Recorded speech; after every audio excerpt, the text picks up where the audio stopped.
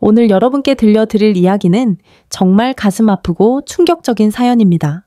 한 외국인 며느리가 겪어야 했던 끔찍한 일과 그녀를 지켜낸 시어머니의 용기에 관한 이야기입니다.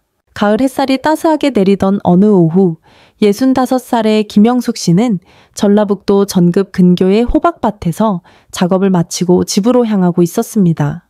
흙 묻은 손을 장갑으로 닦으며 현관문을 여는 순간 그녀의 발걸음이 멈춰버렸습니다. 거실에서 들려오는 낮은 흐느낌, 그 소리의 주인공은 바로 23살의 며느리 아리사였습니다. 태국에서 시집오니 젊은 여성은 거실 바닥에 엎드려 몸을 떨며 울고 있었습니다. 김영숙 씨는 급히 다가가 아리사의 어깨를 감쌌고 그녀는 눈물 범벅이 된 얼굴을 들었습니다. 그 눈엔 깊은 절망과 두려움이 가득했습니다. 떨리는 목소리로 아리사가 꺼낸 한마디. 아버지가 그랬어요. 그 순간 김영숙 씨는 온몸이 얼어붙는 듯한 충격을 받았습니다. 손에 들고 있던 장갑이 바닥에 떨어지는 소리가 거실에 울려 퍼졌습니다. 40여 년을 함께 살아온 남편 김상덕이 그녀가 딸처럼 아끼던 며느리에게 도대체 무슨 짓을 한 걸까? 아리사의 고백은 계속 이어졌습니다. 몇 달 전부터 시작된 김상덕 씨의 추악한 행동들, 저항할 때마다 들려온 협박과 위협. 김영숙 씨는 믿을 수 없다는 듯 고개를 저었지만 아리사의 떨리는 목소리와 상처받은 눈빛 앞에서 부정할 수 없는 진실을 마주해야 했습니다. 이 모든 비극은 언제부터 시작된 것일까요? 시간을 거슬러 올라가 봅니다. 벚꽃이 흐드러지게 피어나던 지난 봄, 전급 근처의 작은 마을엔 처음 보는 화사한 분위기가 감돌았습니다. 바로 김영숙 씨의 아들, 김지훈 씨의 신부가 태국에서 도착하는 날이었기 때문입니다. 김영숙 씨는 그날 아침부터 분주하게 움직였습니다. 집 안 구석구석을 청소하고 며느리가 좋아할 만한 음식을 정성껏 준비했습니다. 40이 넘도록 장가를 가지 못했던 아들 때문에 마음 한편이 늘 무거웠던 그녀에게 며느리의 존재는 그야말로 단비 같은 희망이었습니다. 드디어 김지훈 씨가 아리사를 데리고 집에 도착했습니다. 차에서 내린 아리사를 본 순간 김영숙 씨는 깜짝 놀랐습니다. 생각보다 훨씬 어리고 예쁜 여성이었기 때문입니다. 키가 작고 마른 체구의 검은 머리를 단정히 묶은 아리사는 수줍은 미소를 지으며 깊숙이 인사했습니다. 어머니, 안녕하세요. 잘 부탁드립니다. 서툰 한국어였지만 정성이 가득 담긴 인사였습니다. 김영숙 씨는 그 순간 가슴이 뭉클해졌습니다. 이 어린아이가 머나먼 타국에서 며느리가 되어준다는 사실이 고맙고 안쓰럽기까지 했습니다. 아리사는 첫날부터 모든 면에서 완벽했습니다. 시부모님께 정중하게 인사드리고 집안일을 도우려 적극적으로 나섰습니다. 한국 음식을 배우겠다며 김영숙 씨 옆에부터 열심히 관찰하고 따라했습니다. 비록 한국어가 서툴렀지만 손짓, 발짓을 섞어가며 의사소통하려는 모습은 참으로 기특했습니다. 마을 사람들의 반응도 폭발적이었습니다. 동네 아주머니들은 이렇게 예쁜 아이가 우리 마을에 오다니라며 감탄했고 아리사의 예의 바른 태도와 순박한 미소는 마을 전체를 따뜻하게 만들었습니다. 연로한 할머니들도 아리사를 보면 손주처럼 아껴주었습니다. 아리사는 농사일에도 적극적으로 참여했습니다. 태국에서도 농촌 출신이었던 그녀는 흙을 만지는데 거리낌이 없었고 오히려 시어머니와 함께 밭에서 일할 수 있음에 기뻐했습니다. 처음에는 서툴렀지만 곧 요령을 터득해 김영숙 씨의 든든한 일손이 되어 주었습니다. 저녁이면 아리사는 김영숙 씨 옆에 앉아 한국어를 공부했습니다. 공책에 삐뚤삐뚤 한글을 적으며 단어를 외우고 모르는 단어가 나오면 김영숙 씨에게 물어봤습니다. 그럴 때마다 그녀는 더욱 기특하고 사랑스러웠습니다. 김지훈 씨는 다소 무뚝뚝한 편이었지만 나름대로 아내를 배려하려 애썼습니다. 읍내에 나갈 때마다 아리사가 좋아할 만한 간식이나 생활용품을 사다 주었고 한국 생활에 잘 적응할 수 있도록 도우려 했습니다. 김상덕 씨 역시 처음엔 며느리를 반갑게 맞아주는 듯 했습니다. 다만 가끔씩 아리사를 바라보는 그의 시선엔 묘한 기색이 있었습니다.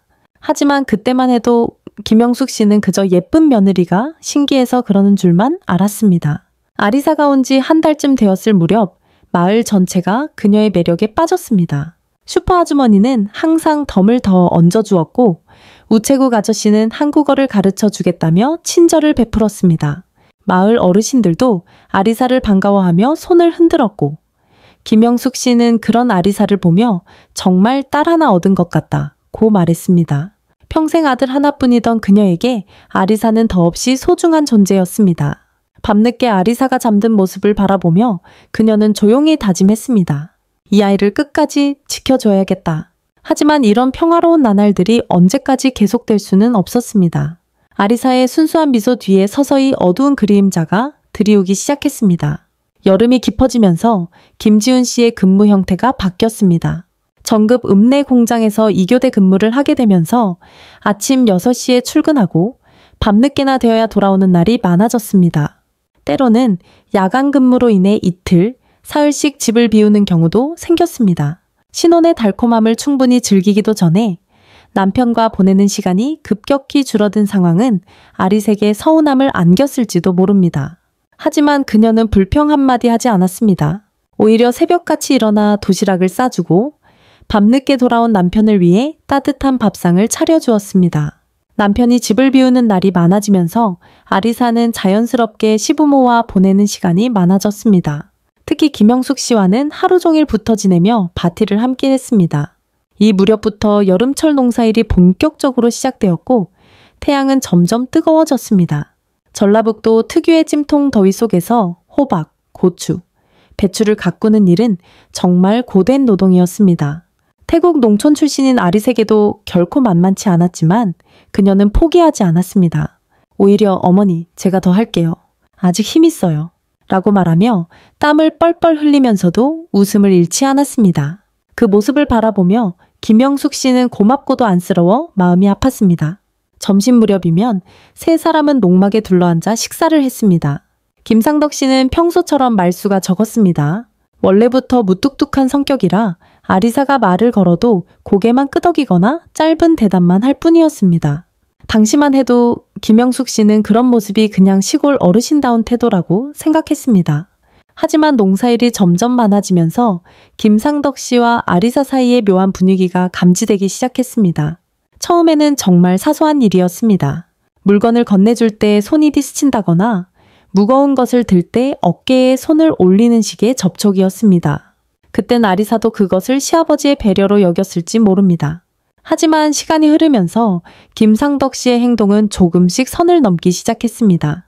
밭에서 일할 때 유독 가까이 다가와서 그녀의 행동을 지켜보거나 허리를 굽히는 순간 뒤에서 시선을 거두지 않는 일이 잦아졌습니다. 농막에서의 점심시간도 이상했습니다. 예전에는 김영숙 씨 옆에 앉던 김상덕 씨가 어느 순간부터는 굳이 아리사 옆자리를 고집했습니다. 반찬을 집어주겠다며 아리사의 팔에 손을 대는 일이 반복되었습니다. 아리사는 당황스러웠지만 문화 차이로 여겼거나 괜한 오해일까 싶어 말을 삼켰습니다. 하지만 점점 불편함은 커졌고 김상덕 씨가 자신을 바라보는 눈빛이 예전과 다르다는 걸 본능적으로 느꼈습니다. 어느 날 오후 김영숙 씨가 저녁 준비로 집에 남아있을 때 김상덕 씨는 아리색의 농막의 농기구 정리를 도와달라고 말했습니다. 아리사는 별 생각 없이 따라갔고 농막은 마을 외곽에 위치해 있어 둘만 있게 되는 공간이었습니다. 선반 위를 정리하던 아리색에 김상덕 씨는 뒤에서 다가와 허리에 손을 올렸고 깜짝 놀란 그녀가 돌아서자 넘어질까봐 붙잡아준 거다 라고 둘러댔습니다. 그날 이후 김상덕 씨는 기회가 있을 때마다 아리사와 단둘이 있는 상황을 만들려 했습니다. 김영숙 씨가 장을 보러 나간 틈을 타 농막으로 부르거나 멀리 떨어진 밭으로 함께 가자고 했습니다. 아리사는 점점 두려움에 사로잡혔지만 시아버지에게 노골적인 거부감을 표현하는 것도 쉽지 않았습니다. 아직 한국어가 능숙하지 않았고 무엇보다 이 집에서 살아가야 하는 입장이었기 때문입니다. 게다가 혹시 자신이 잘못 오해하고 있는 건 아닐까 하는 불안한 생각도 들었습니다. 그러던 어느 날 김상덕 씨의 행동은 마침내 선을 넘었습니다. 김영숙 씨가 읍내에 볼 일이 있어 나간 오후 김지훈 씨는 공장에서 근무 중이었고 집에는 김상덕 씨와 아리사 둘만 있었습니다. 그는 아리색에 창고 정리를 함께 하자고 제안했고 아리사는 별다른 의심 없이 따라갔습니다. 하지만 창고 문을 닫는 순간 김상덕 씨는 아리사의 팔을 거칠게 붙잡았고 아무 말 없이 그녀를 끌어안으려 했습니다. 아리사는 놀라 저항했지만 김상덕 씨는 물러서지 않았고 오히려 더욱 거칠고 위협적인 행동을 보였습니다. 여기서 쫓겨나고 싶지 않으면 가만히 있어. 그 한마디는 아리사를 얼어붙게 만들었습니다. 그녀는 자신의 운명이 이 사람 손에 달려있다는 절망을 깨달았고 한국에 온 지 몇 달 안 된 외국인으로서 저항할 수 있는 힘이 얼마나 미약한지 실감했습니다. 이후 김상덕 씨는 더욱 대담해졌고 김영숙 씨가 외출한 틈을 노려 아리사를 집 밖으로 데려가려 했습니다. 때로는 농자재를 사러 가자며 읍내까지 트럭을 몰고 갔고 결국 외진 모텔 앞에 차를 세우고 그녀를 끌고 들어갔습니다. 나이는 많지만 여전히 힘이 있던 그는 아리사의 저항을 무시했고 모텔 직원들조차 무관심한 태도를 보였습니다. 그 이후로도 그런 일은 반복되었습니다. 김상덕 씨는 김영숙 씨의 외출 날짜를 노려 아리사를 같은 모텔로 데려갔습니다. 아리사는 점점 저항할 힘을 잃어갔고 거부하면 더 끔찍한 일을 당할 것 같아 공포에 휩싸였습니다. 그녀는 매일 밤 악몽에 시달렸고 식사조차 제대로 넘기지 못했습니다. 밝던 얼굴은 사라지고 무기력한 표정만 남았습니다. 김상덕 씨는 누구에게라도 말하면 바로 태국으로 돌려보낼 거야 라고 협박했고 아리사는 점점 더 위축되었습니다. 철수에게 말하고 싶어도 그는 항상 바빴고 집에 돌아와도 피곤하다며 잠들었기에 대화는커녕 눈도 마주치기 어려웠습니다. 혹시라도 말한다고 해도 자신의 아버지가 그런 일을 했다는 걸 과연 믿어줄까 두려웠습니다. 김영숙 씨에게는 더 말할 수 없었습니다. 며느리를 딸처럼 아껴주던 시어머니에게 함께 40년을 산 남편이 저지른 이 끔찍한 일을 어떻게 고백할 수 있겠습니까? 결국 아리사는 침묵 속에서 무너져갔고 지옥 같은 나날은 끝없이 이어졌습니다. 그렇게 절망 속에 갇혀버린 아리사의 모습을 가장 먼저 눈치챈 사람은 다름 아닌 김영숙 씨였습니다. 함께 생활하다 보니 예전처럼 웃지 않고 밥도 제대로 먹지 않으며 멍한 눈빛으로 하루를 보내는 아리사의 모습은 분명히 이상했습니다. 처음엔 그저 고향이 그리운 향수병이려니 생각했습니다. 태국 음식이라도 해보라고 권했고 가족 이야기를 꺼내며 고향의 기억을 되살려보게 했지만 아리사의 반응은 차갑고 무기력했습니다. 아무것도 아닌 듯 웃어 보이려 애썼지만 김영숙 씨의 눈에는 그 모든 게 무너진 마음을 억지로 숨기려는 행동으로 보였습니다. 혹시 몸이 아픈 건 아닐까 싶어 병원에 가자고 제안했지만 아리사는 그저 괜찮아요 라는 말만 되풀이할 뿐이었습니다. 그러던 어느 날 오후 김영숙 씨는 파티를 마치고 집에 돌아왔는데 평소와는 다르게 집안이 유난히 조용했습니다. 이 시간쯤이면 아리사가 저녁 준비를 하고 있어야 했는데 부엌엔 아무도 없었습니다. 이상한 기운을 느낀 김영숙 씨는 집 안을 둘러보다가 작은 방 안에서 낮고 흐느끼는 소리를 들었습니다. 문을 열자 이불을 뒤집어 쓰고 온몸을 떨며 울고 있는 아리사의 모습이 보였습니다. 놀란 김영숙 씨가 다가가 어깨를 건드리자 아리사는 깜짝 놀라 벌떡 일어났고 그녀의 얼굴을 보는 순간 김영숙 씨는 말문이 막혔습니다. 퉁퉁 부은 눈, 창백한 얼굴, 그리고 그 눈 속에 가득 찬 절망과 공포, 직감적으로 단순한 향수병이 아니란 걸 깨달았습니다. 김영숙 씨는 조심스럽게 아리사의 손을 잡고 말했습니다. 무슨 일이야? 말해봐. 절대 혼내지 않을게. 아리사는 처음엔 고개를 저으며 아무것도 아니라며 부인했지만 김영숙 씨는 포기하지 않았습니다. 이렇게 된 데엔 분명 이유가 있을 거야. 네가 말해줘야 내가 도울 수 있어. 그 말에 결국 아리사는 무너졌고 참아왔던 눈물이 다시 터졌습니다. 떨리는 목소리로 농막에서 있었던 일들, 모텔로 끌려간 일들, 매번 반복됐던 협박의 말들을 모두 쏟아내기 시작했습니다. 시아버지가 나를 아리사는 울면서 끊어 말하며 고통의 기억들을 하나하나 토해냈습니다. 김영숙 씨는 들으면서 온몸이 떨렸습니다. 믿고 의지해온 남편이 자신이 딸처럼 여겼던 며느리에게 이런 짓을 했다는 사실을 도저히 믿을 수 없었습니다.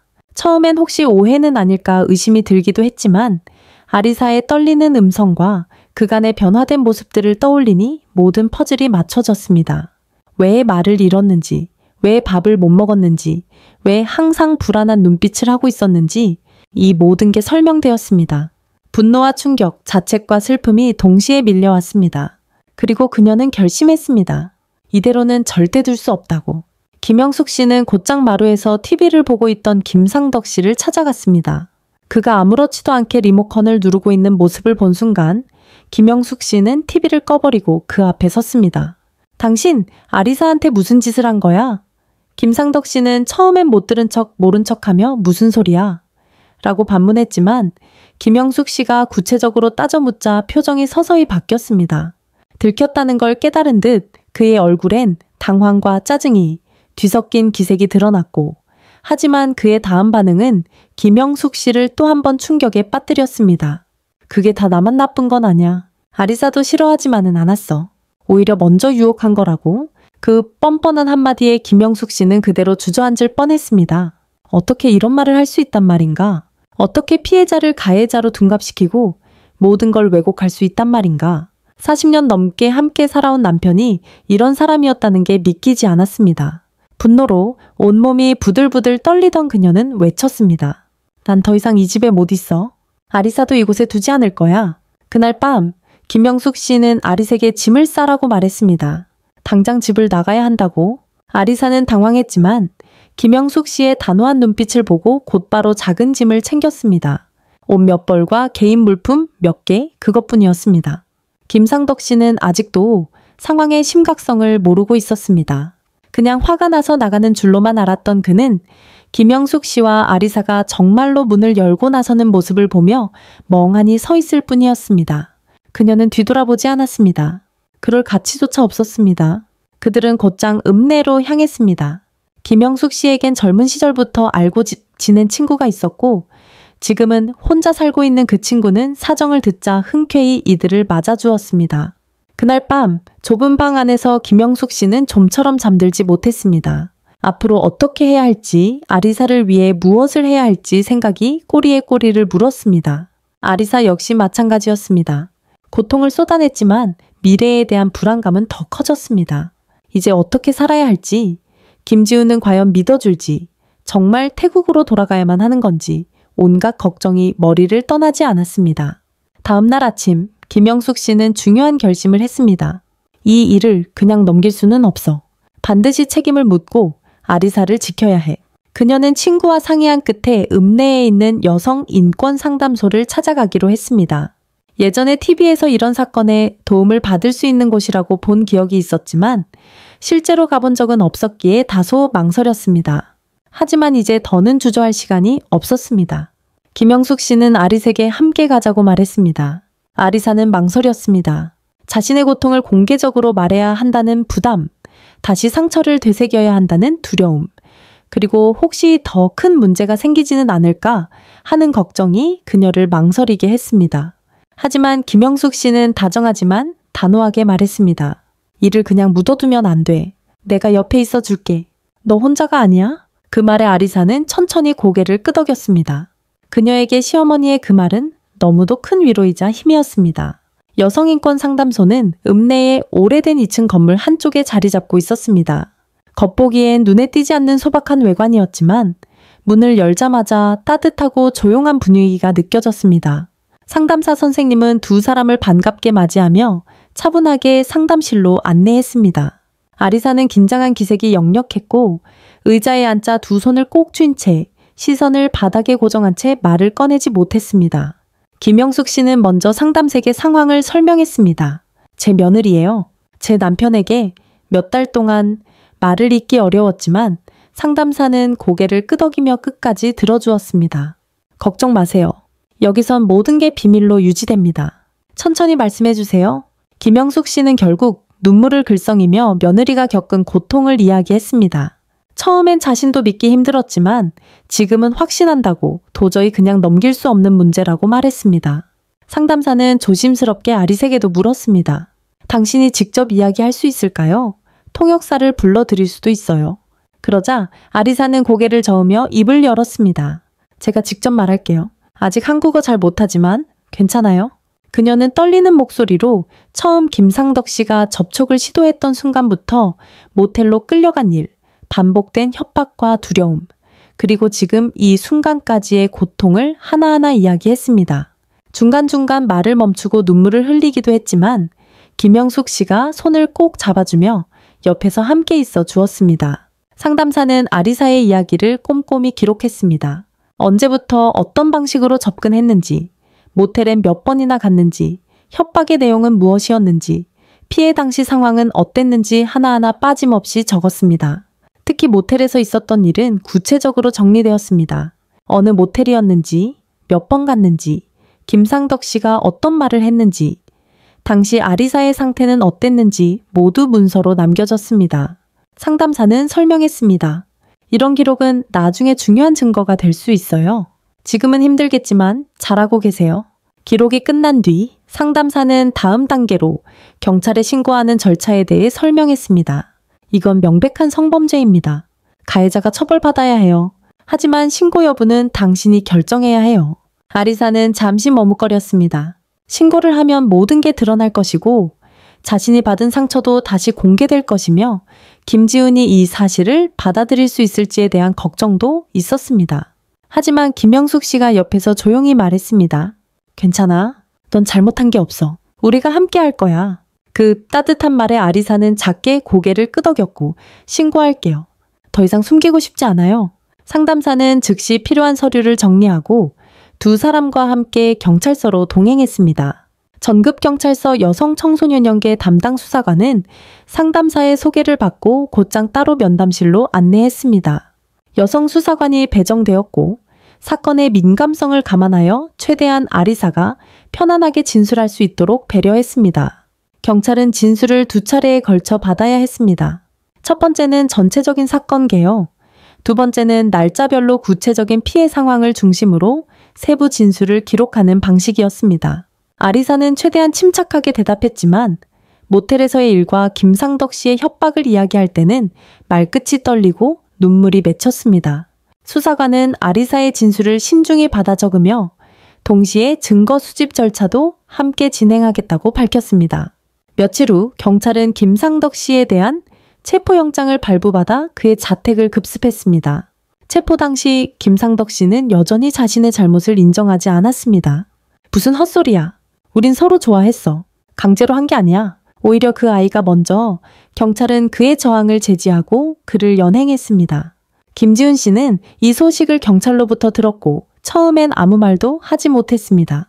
자신의 아버지가 그런 일을 저질렀다는 사실을 믿기 힘들었던 그는 충격에 휩싸였고 며칠 동안 회사에도 나가지 못한 채 방 안에 틀어박혀 있었습니다. 결국 그는 조심스럽게 김영숙 씨와 아리사를 찾아와 눈물을 흘리며 말했습니다. 처음엔 믿고 싶지 않았어요. 하지만 경찰이 보여준 문자 메시지와 CCTV를 보면서 더는 부정할 수 없었어요. 김상덕 씨는 구속 후 조사 과정에서 줄곧 혐의를 부인했습니다. 하지만 경찰은 그가 사용하던 휴대폰에서 아리사에게 보낸 수많은 메시지를 확보했습니다. 그 메시지들엔 협박의 내용이 그대로 담겨 있었습니다. 말하면 태국으로 돌려보낼 거야. 너도 원한 거잖아. 가만히 있으면 다 잘 될 거야. 더욱이 모텔 CCTV 영상도 확보되었고 거기엔 분명히 아리사가 끌려가는 장면, 저항하는 몸짓, 울고 있는 표정이 담겨 있었습니다. 경찰은 이 모든 자료를 검찰에 송치하며 기소를 요청했습니다. 검찰도 사건의 중대성을 감안하여 곧바로 재판을 청구했고 김상덕 씨는 성폭행 혐의로 정식 기소되었습니다. 이제는 법정에서 모든 진실이 밝혀져야 할 시간이 다가오고 있었습니다. 재판을 준비하는 동안 아리사는 김영숙 씨와 함께 상담소의 지원을 받아 정기적인 심리 상담을 받았습니다. 그녀는 아직도 밤이면 잠을 제대로 이루지 못했고 어떤 날은 김상덕 씨의 목소리가 들리는 듯한 환청에 시달리기도 했습니다. 상담사는 진단서를 발급하며 말했습니다. 외상 후 스트레스 장애가 분명합니다. 지속적인 공포와 불안, 수면 장애, 식욕 저하, 우울감이 확인돼요. 반드시 회복을 위한 시간이 필요합니다. 이 진단서는 재판에서도 중요한 자료가 될 것이었습니다. 김영숙 씨는 하루도 빠짐없이 아리사 곁을 지켰습니다. 그녀는 스스로를 자책하기도 했습니다. 좀 더 일찍 알아차렸더라면 저 아이를 그런 지옥에서 꺼내줄 수 있었을 텐데 하지만 아리사는 조용히 말했습니다. 어머니가 있었기에 제가 이렇게 나올 수 있었어요.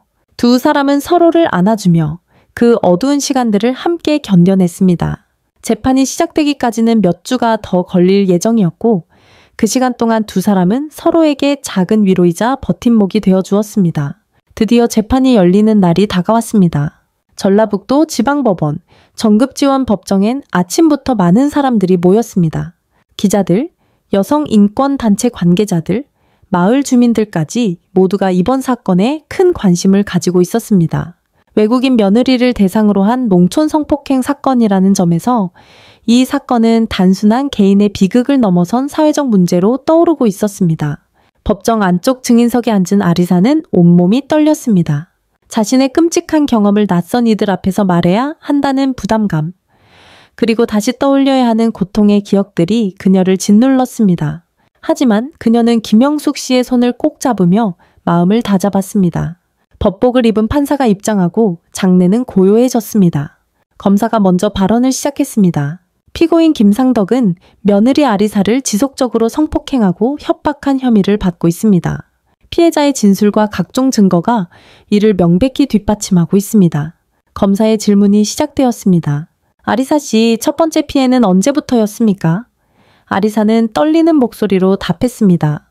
여름, 농막에서 처음엔 어깨에 손을 대는 정도였어요. 그땐 배려인 줄 알았어요. 하지만 점점 더 손이 많아졌고 시선을 피하지 않았고 결국엔 그녀는 말을 잇지 못한 채 눈물을 흘렸고 장례는 조용해졌습니다. 잠시 숨을 고른 뒤 아리사는 다시 입을 열었습니다. 가장 충격이었던 건 모텔이었어요. 아무 말 없이 저를 데리고 갔고 강제로 도와달라고 울었지만 아무도 없었어요. 너무 무서웠어요. 그녀의 진술이 이어질수록 법정에 있던 사람들의 표정은 점점 굳어졌습니다. 가해자의 행동이 얼마나 악랄하고 반복적이었는지, 그리고 피해자가 얼마나 절망 속에 있었는지를 모두가 느낄 수 있었습니다. 검사가 모텔에서의 상황을 묻자 아리사는 힘겹게 말을 이었습니다. 거부하면 쫓아내겠다고 했어요. 태국으로 돌려보내겠다고. 그래서 아무 말도 못했어요. 무서웠어요. 판사는 잠시 재판을 정지시켰고 아리사에게 물 한 컵을 건네주며 휴식을 권했습니다. 이후 반대 신문이 시작되었고 피고인 측 변호사는 교묘하게 질문을 던졌습니다. 혹시 김상덕 씨가 강제로 했다는 증거는 무엇입니까? 스스로 따라간 건 아닙니까? 피해자의 진술 외에 당시 상황을 객관적으로 입증할 수 있습니까? 그 질문에 아리사는 흔들리지 않고 대답했습니다. 제가 원해서 간 게 아닙니다. CCTV를 보면 알 수 있어요. 저는 끌려갔어요. 울고 있었어요. 그녀는 확고한 어조로 진실을 되풀이했습니다. 이어 김영숙 씨가 증인석에 올랐습니다. 그녀는 담담하면서도 단호하게 말했습니다. 며느리가 처음으로 저에게 울면서 털어놨을 때 저는 믿을 수 없었어요. 하지만 그 눈빛과 떨리는 손을 보고 확신했습니다. 이 아이는 거짓말을 하지 않습니다. 저는 이 아이를 딸처럼 여겨왔어요. 판사가 질문했습니다. 남편의 행동을 언제부터 이상하다고 느꼈습니까? 처음엔 전혀 몰랐습니다. 제가 너무 무심했던 겁니다. 더 일찍 알아챘어야 했어요. 하지만 이제는 분명히 말할 수 있습니다. 제 남편은 범죄자입니다. 법정 안은 다시 한번 정적에 잠겼고 일부 방청객은 눈물을 훔치기도 했습니다. 김상덕 씨는 줄곧 혐의를 부인하며 오히려 자신이 피해자라는 태도를 보였습니다.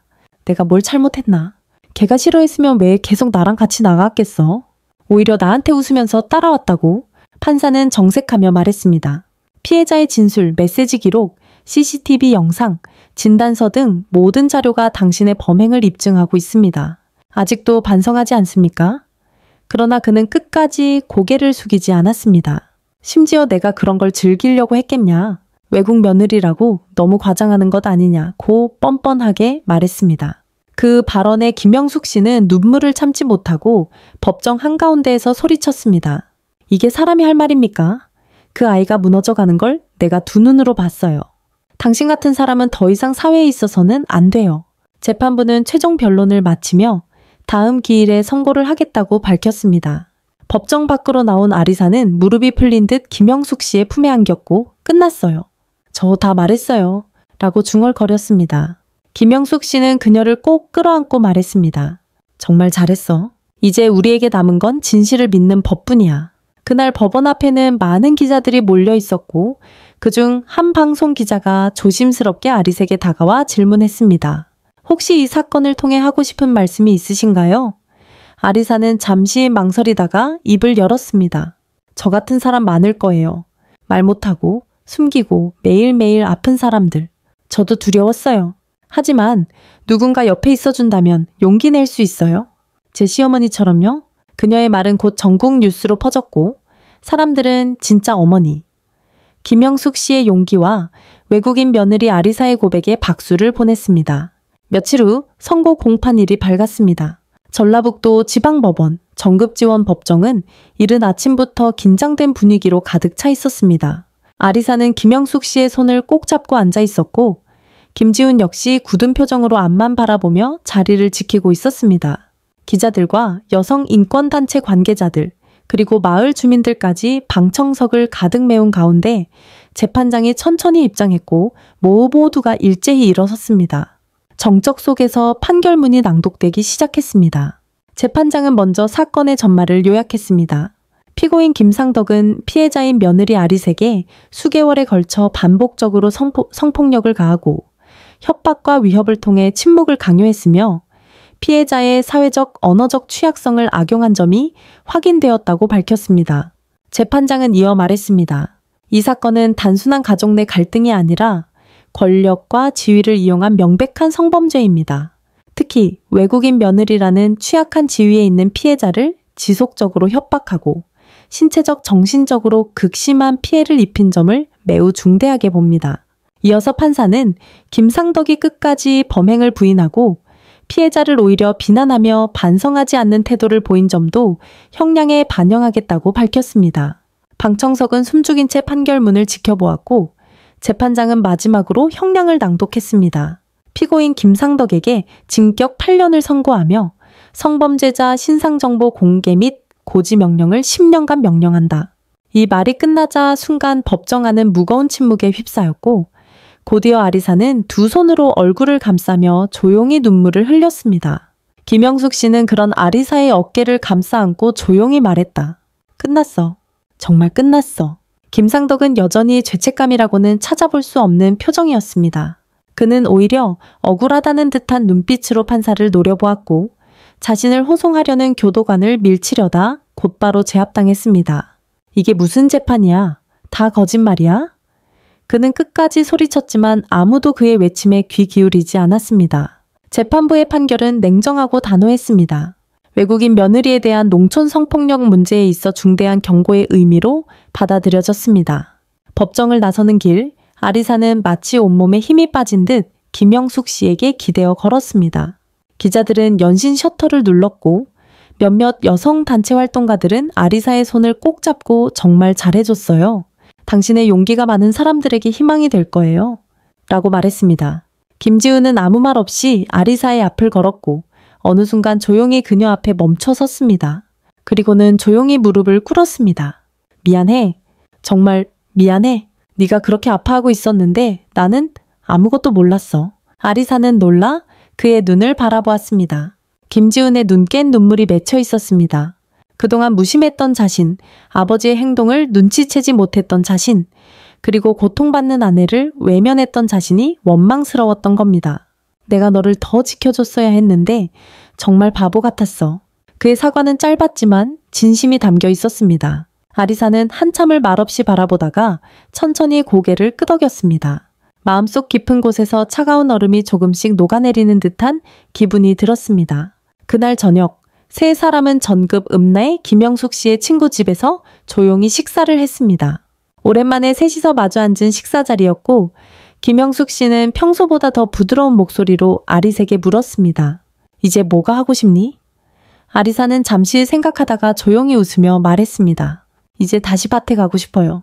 처음 왔을 때처럼 같이 일하고 싶어요. 김영숙 씨는 살며시 웃었습니다. 그래, 우리 다시 시작하자.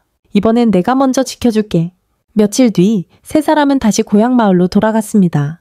집에 들어선 순간 아리사는 깊게 숨을 들이쉬었습니다. 이 집엔 너무나 많은 기억이 담겨 있었지만 동시에 이곳은 그녀가 새롭게 살아가야 할 터전이기도 했습니다.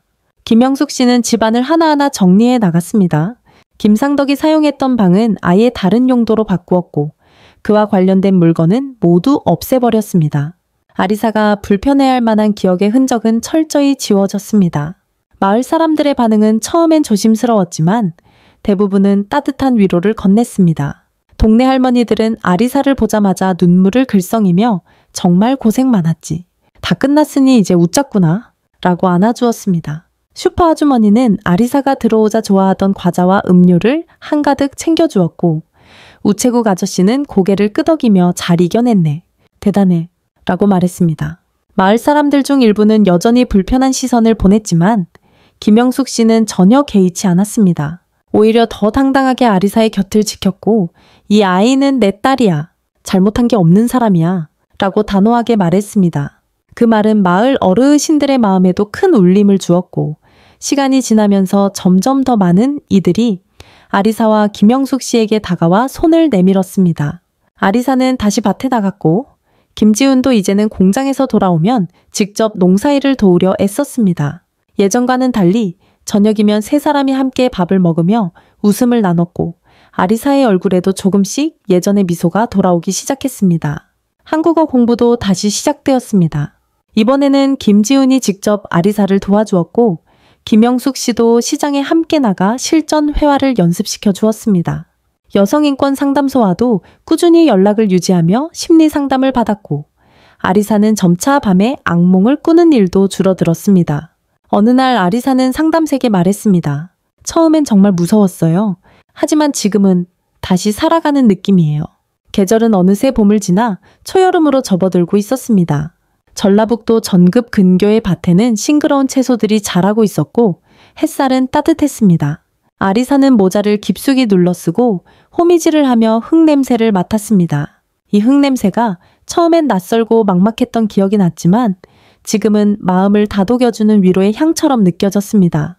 김영숙 씨는 멀찍이서 아리사를 바라보며 웃었습니다. 한동안 눈물로 지사은 밤들을 견뎌낸 딸 같은 며느리는 이제 다시 땅 위에서 살아가고 있었습니다. 김지훈은 주말마다 바티를 거들며 땀을 흘렸고 전엔 피곤하다며 외면하던 대화도 이제는 먼저 나서서 이야기를 걸었습니다. 세 사람은 마치 오랜 가족처럼 이전보다 더 가까워진 온기를 서로 나누며 살고 있었습니다. 아리사는 여성인권상담소에서 권유한 프로그램에도 참여하게 되었습니다. 외국인 여성들을 위한 자조 모임, 농촌 정착 지원 프로그램, 한국어 교육 봉사까지 그녀는 더 이상 혼자가 아니라는 걸 실감하고 있었습니다. 그녀는 같은 처지에 놓인 여성들에게 이렇게 말하곤 했습니다. 말하세요. 참지 마세요. 당신이 잘못한 게 아니에요. 저도 말한 후에 비로소 살기 시작했어요. 그녀의 이야기는 상담소 소식지에도 실렸고 몇몇 방송 프로그램에서도 소개되었습니다. 누군가는 그녀를 희생자라고 불렀지만 사람들은 이제 그녀를 생존자이자 행동하는 용기라고 불렀습니다. 김영숙 씨도 조용히 마을 안에서 자신의 방식대로 싸움을 이어갔습니다.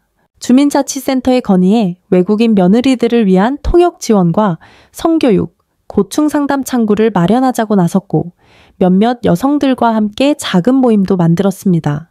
우리가 이 아이들을 외롭지 않게 해야 해요. 그래야 다시는 이런 일이 생기지 않아요. 그녀의 말에 사람들은 고개를 끄덕였습니다. 마을 이장도 처음엔 머뭇거렸지만 결국 예산 일부를 배정해주기로 했고 그렇게 작은 변화가 시작되었습니다. 더 이상 외국인 며느리는 이방인이 아니라 이 마을의 식구로 받아들여지기 시작한 겁니다. 김지훈은 여전히 말수가 많지는 않았지만 행동으로 아리사에 대한 신뢰와 존중을 표현했습니다. 읍내에 갈 때면 아리사가 좋아하는 태국 재료를 사다 주었고 주말마다 함께 텃밭을 정리하며 그녀와 눈을 맞추고 웃었습니다. 어느 날 밤 아리사가 조용히 말했습니다. 오빠, 나 이제 조금 행복해요. 그 말에 김지훈은 잠시 말이 없었지만 이불 속에서 그녀의 손을 꼭 잡았습니다. 그 손에는 더 이상 떨림이 없었고 따뜻한 천이 전해졌습니다. 가을이 되었을 무렵 상담소에서 아리색에 연락이 왔습니다. 전국 여성인권 포럼에서 그녀에게 용기상을 수여하고 싶다고 했고 김영숙 씨 역시 시민행동상 후보로 추천되었다는 소식이었습니다. 처음엔 부담스럽다며 사양했지만 김영숙 씨는 아리색에 말했습니다. 이건 너만의 상이 아니야. 우리 모두가 함께 받은 상이야. 널 지켜본 모든 사람들에게도 위로가 되는 거야. 결국 그들은 상을 받기 위해 서울로 올라갔고 무대에 오른 아리사는 작은 목소리로 말했습니다. 저는 한때 아무 말도 못하고 살았습니다. 하지만 누군가가 제 손을 잡아주었어요. 그 손이 없었다면 저는 여기 없었을 겁니다. 이제 저는 저처럼 말 못하는 사람들의 손을 잡아주고 싶습니다. 그날 무대 아래에 앉아있던 김영숙 씨는 눈물을 닦으며 박수를 쳤습니다. 그녀의 눈엔 자부심과 뿌듯함, 그리고 안도감이 가득했습니다. 김지우는 뒤편에서 조용히 사진을 찍었고 그 사진은 집안 벽에 걸렸습니다. 거기엔 상장을 든 아리사, 눈물 짓는 김영숙 씨, 그리고 미소를 띤 김지훈이 함께 웃고 있는 모습이 담겨 있었습니다. 시간은 흘렀고 그 사건은 법적으로도 사회적으로도 하나의 사례로 남게 되었습니다. 여성인권 단체에서는 판결문을 바탕으로 농촌지역 외국인 며느리 실태보고서를 작성했고 지방정부는 외국인 배우자 보호 조례를 논의하기 시작했습니다. 언론은 이 사건을 통해 가장 안쪽에 있던 침묵의 고리가 끊어졌다고 평가했습니다. 하지만 정작 아리사와 김영숙 씨, 김지훈에게 그 모든 것은 그저 평범한 하루의 반복이었습니다. 아침엔 밭일, 낮엔 시장, 저녁엔 함께 밥을 지어 먹으며 드라마 한 편을 보는 시간. 그렇게 그들은 천천히, 그러나 확실히 회복기라는 길 위를 걷고 있었습니다. 그리고 어느 날 밤 아리사는 SNS에 짧은 글을 올렸습니다. 사진 한 장과 함께. 사진 속에는 그녀가 직접 기른 상추를 따는 모습, 그리고 해맑은 미소가 담겨 있었습니다. 글엔 이렇게 적혀 있었습니다. 나는 피해자가 아닙니다. 나는 살아남은 사람입니다. 그리고 다시 살아가는 사람입니다. 그녀의 글은 짧지만 강한 울림을 주었습니다. 그리고 오늘 당신은 이 이야기를 끝까지 읽어주셨습니다. 이제 당신에게 묻고 싶습니다. 만약 당신이 김영숙 씨의 입장이었다면 과연 그때 그녀처럼 용기 낼 수 있었을까요? 그리고 우리 사회는 정말 피해자에게 따뜻한 손을 내밀 준비가 되어 있을까요? 아래 댓글로 당신의 생각을 들려주세요. 그리고 오늘도 함께 해주셔서 진심으로 감사합니다.